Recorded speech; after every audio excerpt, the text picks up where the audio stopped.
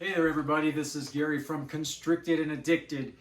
And today what I want to do is just give a little update on our mite situation. We're going on week 4. This weekend I believe is week 4.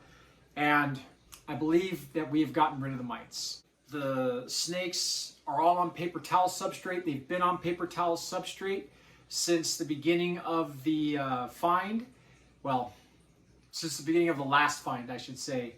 And due to the soaking the boas and the pythons in water for about 3 days, keeping them on paper towels in separate bins in quarantine for about 5 to 6 days while all the rooms were sprayed down, cleaned out completely. Everything moved back in.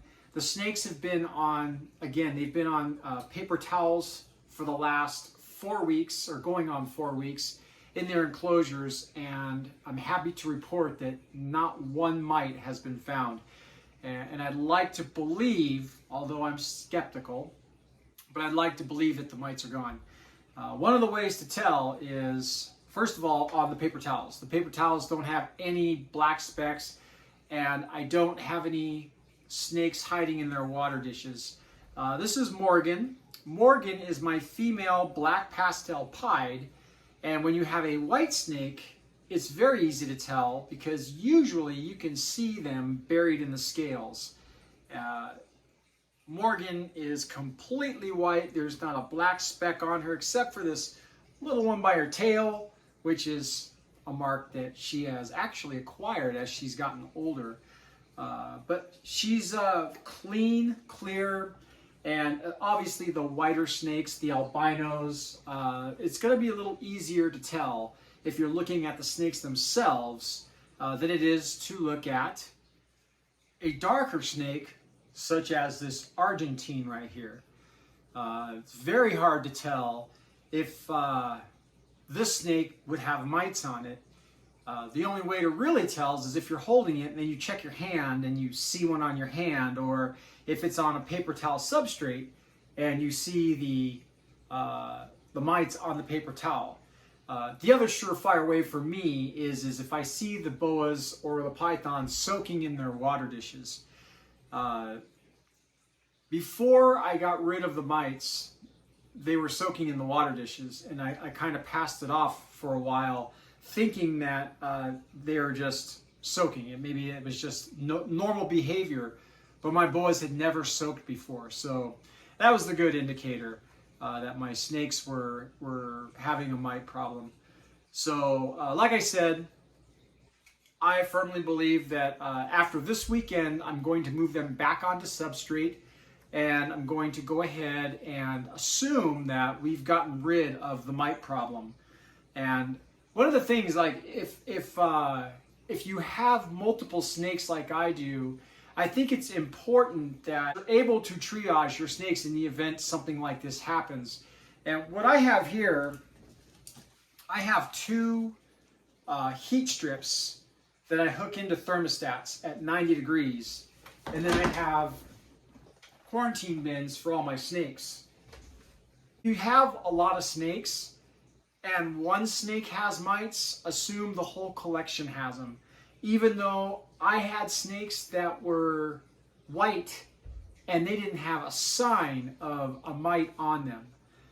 But I have to assume that if one snake has them, they all have them. So it was a triage unit in my living room for a week or better, trying to get the snakes taken care of, get the mites off the snakes and get the mites killed, as well as getting their enclosures cleaned, disinfected, and the mites gone from the enclosures.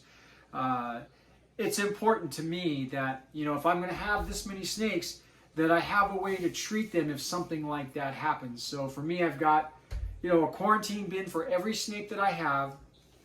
Plus, I use these as what I lay the quarantine bins on so that I can keep the quarantine bins warm. And they're 2 8-foot strips, so the quarantine bins just sit on one side, heat it up, keep it at 90 degrees, and especially for the mite situation, the first 3 days I had them in water where the water was just up to their backs, so that if the mites, they would hopefully that it would drown the mites.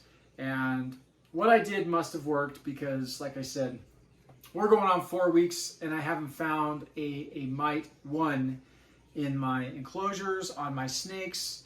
Nobody's in their water dishes. So I am thoroughly happy, and I just want to thank everybody who reached out to me, who gave me support, who gave me ideas, who sent me video links, who believed in me and just said, "Man, you'll get through this. We believe it." I really thought I failed as a snake owner, and you guys ensured me that, you know what, it happens to the best of us. So if anyone ends up with a mite problem in their snake collection and they have multiple snakes, I encourage you to check out my video.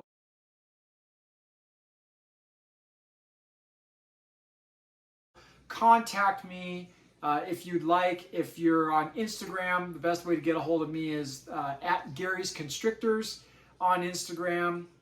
That's my constrictor page. And if you need any help whatsoever with your mite problem, I will give you the solutions that worked for me. I fought with mites for probably a year. Get them, gone. Then they come back. Then I get rid of them. Then they come back.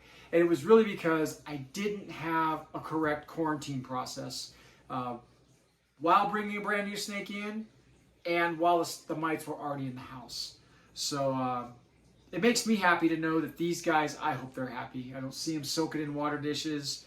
I know that mites can make them feel irritable and discontent. So they seem pretty happy to me. So you guys, thanks for watching. I appreciate you.